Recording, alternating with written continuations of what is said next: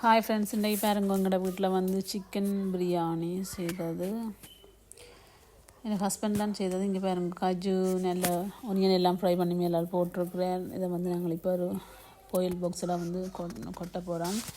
கொட்டி மிக்ஸ் பண்ண போகிறோம். ஹஸ்பண்டோட ஃப்ரெண்ட்ஸ் வந்தவங்க இப்போ சிக்கன் பிரியாணி செய்தாங்க.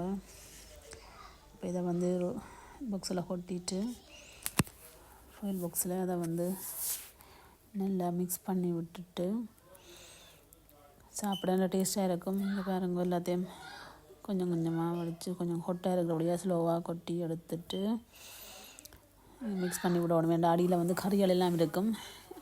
மேலே ரைஸ் இருந்தது எல்லாம் நல்லா மிக்ஸ் பண்ணி விட்டால் நல்லா சேர்ந்து டேஸ்ட்டாக இருக்கும். இங்கே பாருங்க எல்லாம் கொட்டி முடிஞ்சது.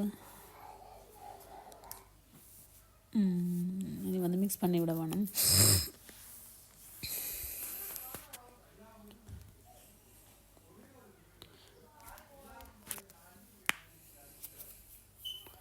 எல்லாம் மிக்ஸ் பண்ணி விடுறார். பண்ணிவிட்டு அப்படியே இங்கே பாருங்க வேறு என்னென்ன செய்தேன் பிரியாணியோடு சாப்பிட்றதுக்காக எல்லாருக்கும் பிரியாணியை போட்டோம். மிக்ஸ் பண்ணி விட்டாச்சு.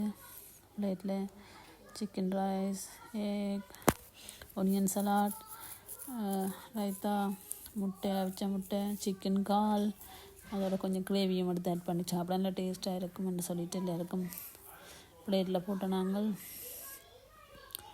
பார்த்தீங்கன்னு சொன்னால் தெரியும்.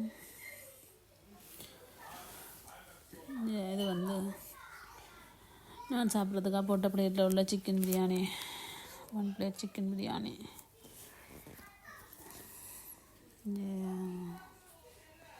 Nice chicken